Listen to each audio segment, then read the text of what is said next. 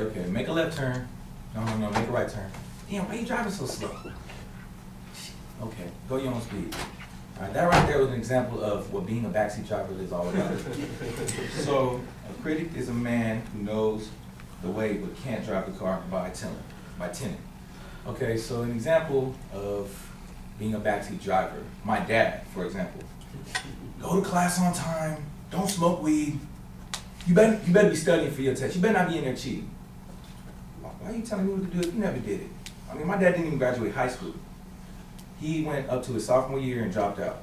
You know what I'm saying? Everybody's always trying to give you advice like, oh, well, do this and do that. Well, why are you telling me to do it if you're not doing it? You know what I'm saying? Kind of like my cousin, for example, before he died, rest in peace, my bad. Before he died, he always used to tell me like, oh, bro, go to school, pay attention in class, don't, like, you know what I'm saying, treat girls how you want your sister to be treated, do things right, like, always do things right the first time, don't take the easy road, more or less take the, don't take the easy road, take the hard road more or less, because it's better to learn things rather than have them just handed to you, you know what I'm saying?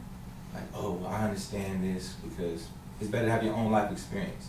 He was giving me that, but he never really listened to what he was saying. He always did opposite of what he told me to do. He took the easy road.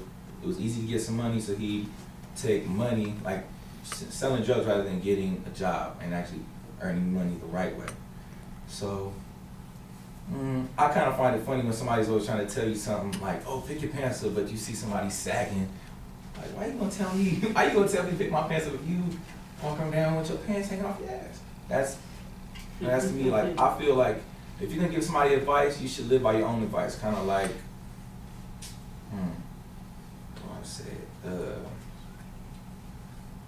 listen to what you're saying and live by what you say. You know what I'm saying?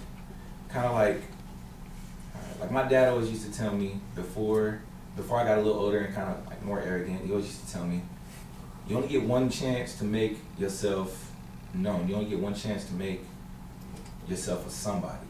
So it's like, he told me he didn't take that chance. And I know he didn't take that chance, but he's still making money, doing his thing, supporting us. So kind of like, it's cool to have backseat drivers, but not really, because you rather learn things your own way. So I always tell people who try to tell me things, practice what you preach. And that's my lesson.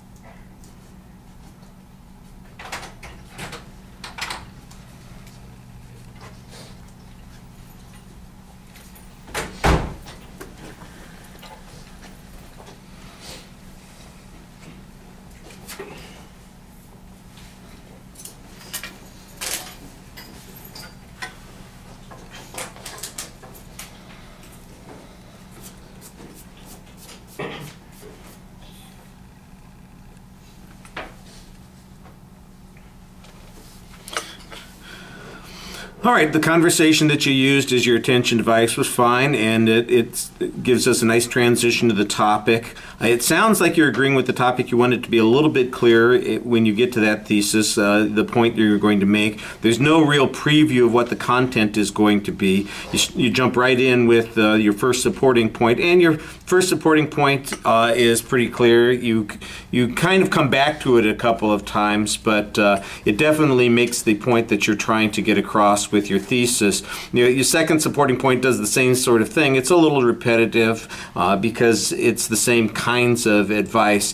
As you went along, I think you got some additional ideas in your head, and you sort of went off on those tangents, and they were good ideas. It would have been nice if they could have been structured into the speech a little bit more, so it didn't really feel like you were wandering quite as much. I thought you had very solid vocal projection. Your face is very expressive when you're talking to us, and you're pretty animated.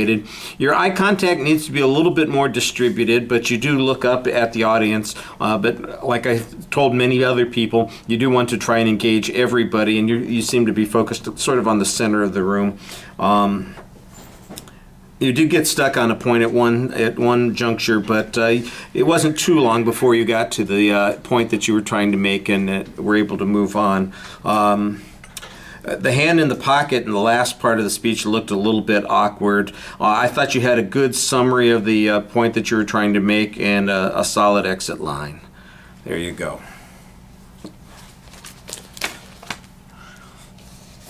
And you're assuming those people who are given the sagging advice have a butt that can keep their pants up. Maybe it's not a choice that they're making. Maybe it's just, you know, a physical issue. Or just get a belt. Got to find the right spot to tighten it. All right. John, why don't you take a topic and send Giovanna in, please?